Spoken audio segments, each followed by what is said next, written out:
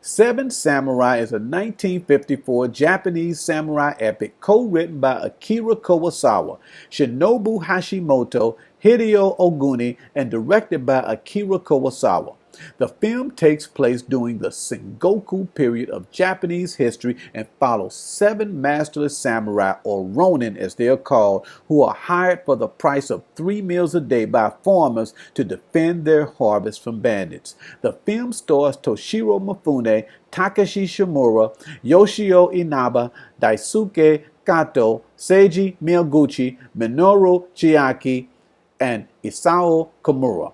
At 207 minutes, Seven Samurai is Akira Kurosawa's longest and arguably best film and serves as the template for teen films such as The Magnificent Seven and Marvel's The Avengers. The film was nominated for 2 Academy Awards in 1957 for Best Art Design and Best Costume Design. Major critics such as Roger Ebert and polls such as Sight and Sound rank Seven Samurai among the greatest films ever made. In this presentation, I will cover the film's plot, its themes, and offer my personal thoughts at the end.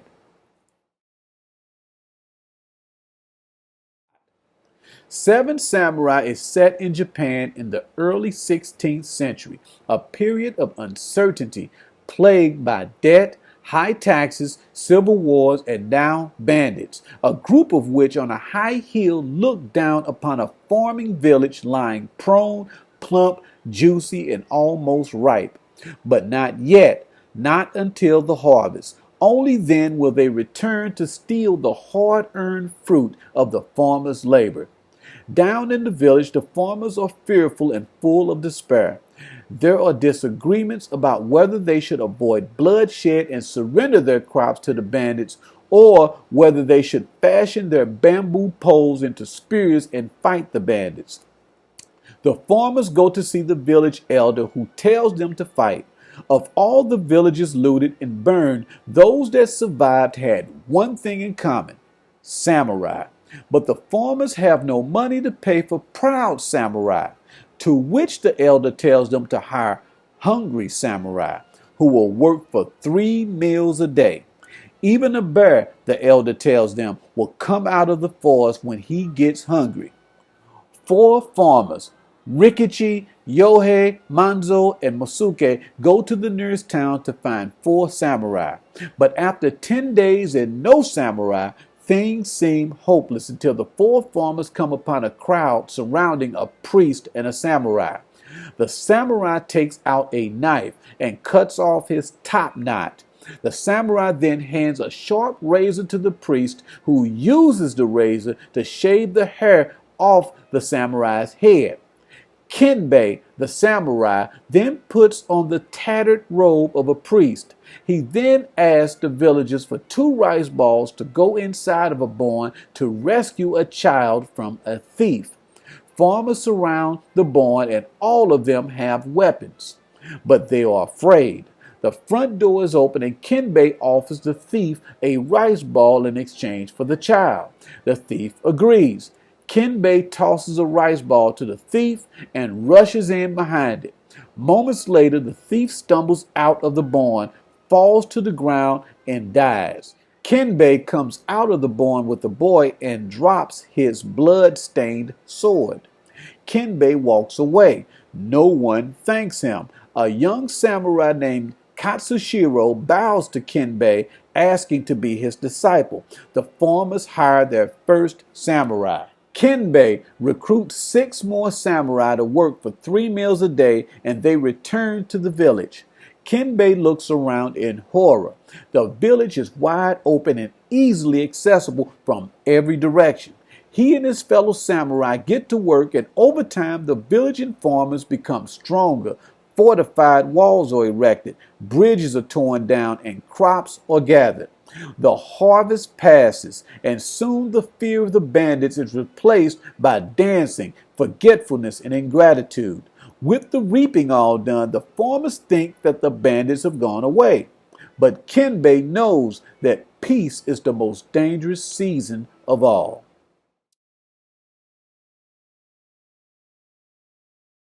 At the beginning of this film, a thief holds a child hostage inside of a barn surrounded by a crowd of armed villagers who feel helpless. A samurai named Kinbei cuts off his top knot, the very feature that identifies him as a samurai. He then hands a sharp razor to a priest to shave off his hair. Kinbei then dresses himself in the robe of a monk and asks for 2 rice balls to go into the barn and save the child. Proverbs 18 and verse 12.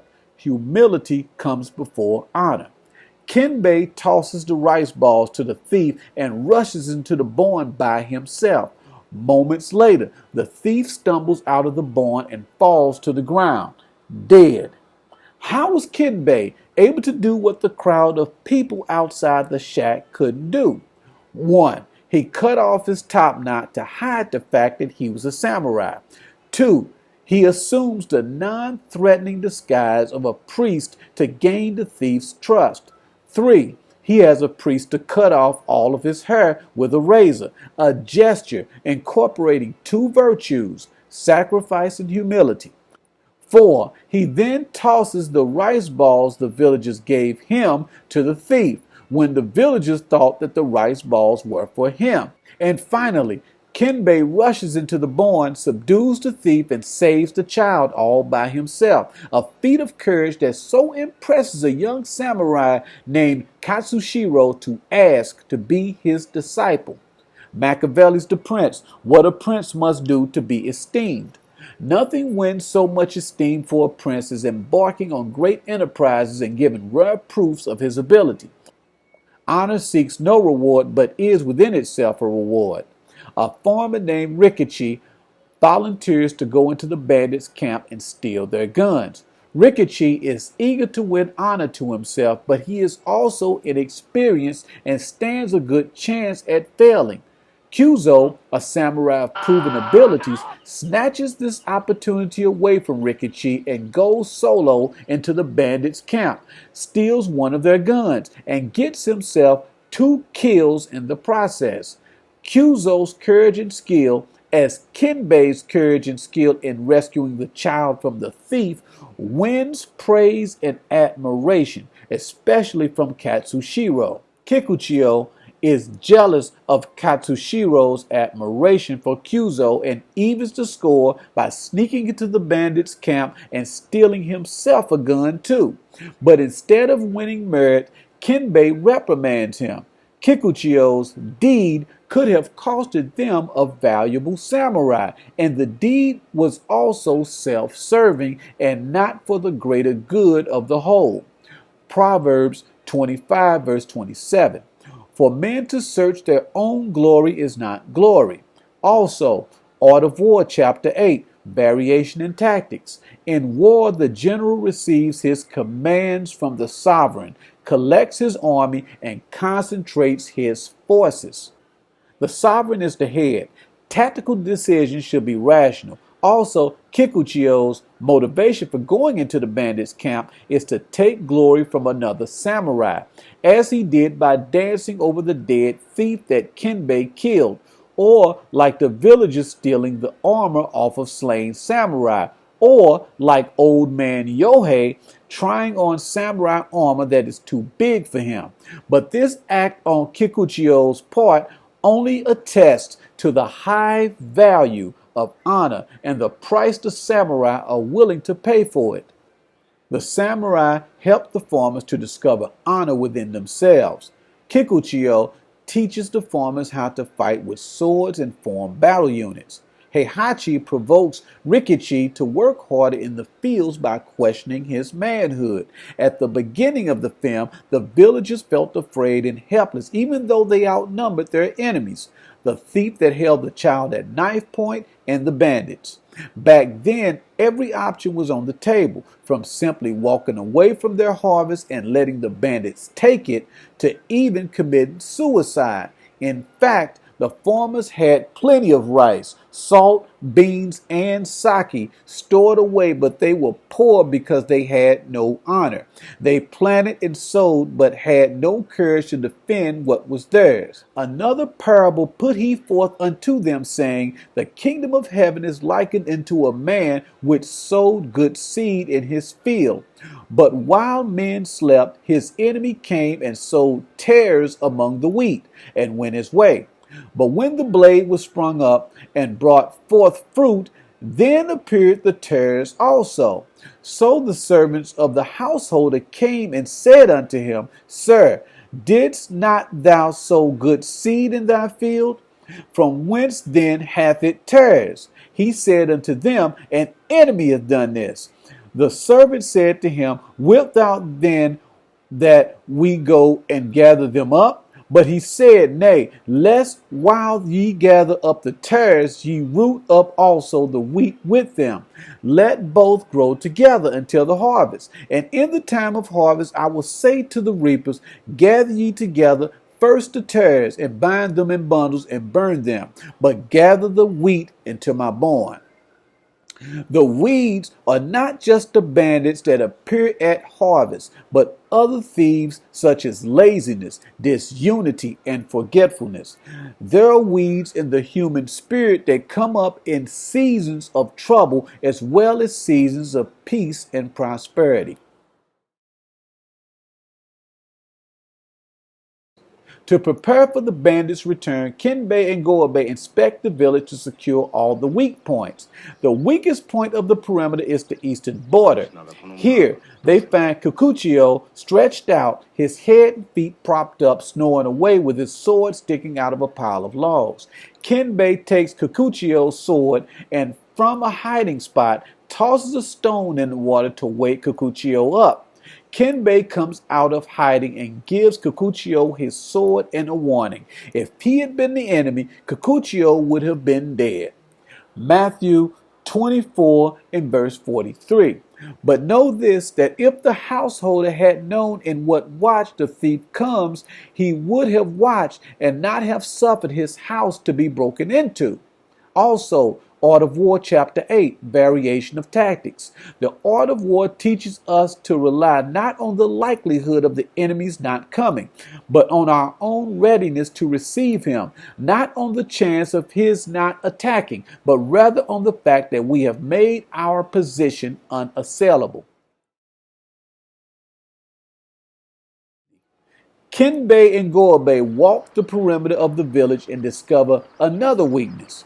3 isolated homes outside the village.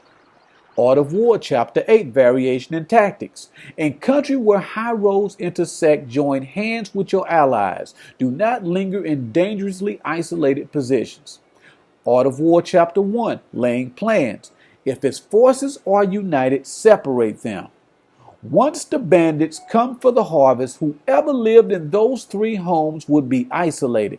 Kinbei lays down the rules. All work shall be done in formation. Harvesting will be done together.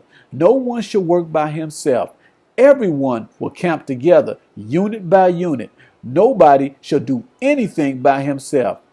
Kinbei even reprimands a fellow samurai, Kikuchio, for leaving the village to go into the enemy camp by himself. Despite the valuable intel he acquired, Kikuchio's motive for going into the bandits' camp was selfish. And as for the homes outside the village on the other side of the marshes, Kinbei orders them to be evacuated. 20 homes in the village can't be risked for 3 homes outside the village. Matthew 5 and verse 30. If your right hand makes you stumble, cut it off and throw it from you. For it is better for you to lose one of the parts of your body than for your whole body to go into hell. Kikuchio, as pointed out earlier, violates Kinbei's order by going into the bandits' camp by himself. But even so, Kikuchio acquires valuable intelligence on the enemy's condition. Attrition through a series of unsuccessful attacks has taken its toll on the bandits, who are not only worn out from the clashes with the samurais and the villagers, but also hungry. The bandits' predicament comes from violating 2 rules from the Art of War. Chapter 6, Weak Points and Strong. You can be sure of succeeding in your attacks if you only attack places which are undefended. Also, Chapter 3, Attack by Stratagem. The rule is not to besiege walled cities if it can be possibly avoided. The preparation of mantlets, movable shelters, and various implements of war will take up 3 whole months, and the piling up of mounds over against the walls will take 3 months more. The general, unable to control his irritation, will launch his men to the assault like swarming ants, with the result that 1/3 of his men are slain while the town still remains untaken. Such are the disastrous effects of a siege. Sun Tzu realized that moods are like seasons and change over time. At the very beginning of the film, the fear of the bandits' attack intensifies leading up to the harvest. However, after the villagers gather their harvest with no trouble, the fear dissipates. Gorbei and Kinbei take in the scene of villagers standing around laughing and acting a fool without a care in the world, more at ease and confident in the peace following the bandits' threat to take their harvest. An experienced samurai, Gorbei observes the villagers' general attitude with disapproval. He and Kinbei knows that peaceful conditions are the most dangerous times of all. Art of War, Chapter 7, Maneuvering. Now a soldier's spirit is keenest in the morning. By noonday it has begun to flag, and in the evening his mind is bent only on returning to camp. Art of War, Chapter 1, Laying Plans. When we are near, we must make the enemy believe we are far away. The delay in the bandits' attack makes the villagers confident, forgetful, and ungrateful. Finding samurai to fight and put their lives on the line for only 3 meals a day is no easy task for the villagers. An offended samurai draws his sword on Rikichi for even asking. Finding not 1 but 7 samurai to fight and put their lives on the line for 3 meals a day is miraculous, and at first the villagers can't believe their luck. Over the course of time, the villagers become confident, forgetful, and ungrateful. They tolerate the samurai as long as they are threatened by the bandits. But as soon as the bandits are all dead, the villagers forget all about the samurai that helped them. Even Shino gives Katsushiro the cold shoulder after the bandits are dead and the crops are harvested. Machiavelli the Prince, concerning cruelty, whether it is better to be loved than to be feared, or the reverse. For this can be said about the generality of men, that they are ungrateful, fickle, dissembling, anxious to flee danger, and covetous of gain. So long as you promote their advantage, they are all yours.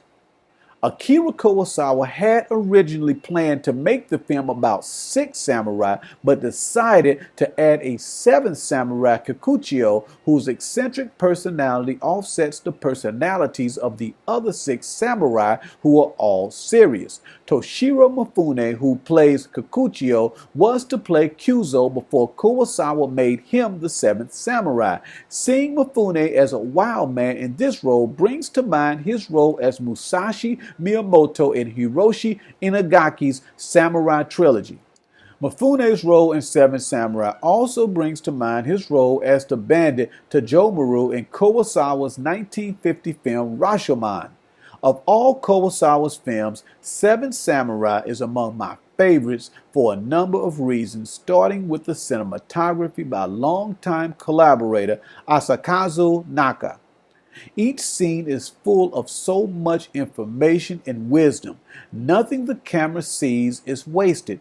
Poetry is in every shot. The music by Fumio Hayasaka is also great and matches the scenes well. It doesn't take long watching Seven Samurai to get the sense that Kurosawa's film is universal and applies to many aspects of life. The film runs almost 3.5 hours, but it feels an hour shorter. Seven Samurai is an old film, but you can see its influence on many of today's films like Star Wars, The Magnificent Seven, and The Avengers. This masterpiece is why I consider Kurosawa one of the best directors ever. Thanks for watching this video review and analysis of Akira Kurosawa's 1954 film Seven Samurai starring Toshiro Mfune. If you like this video, I would appreciate a thumbs up if you would leave a comment, but most of all, I would appreciate it if you would subscribe to this channel for more quality video reviews and essays such as this one. Thank you, and I'll see you next time.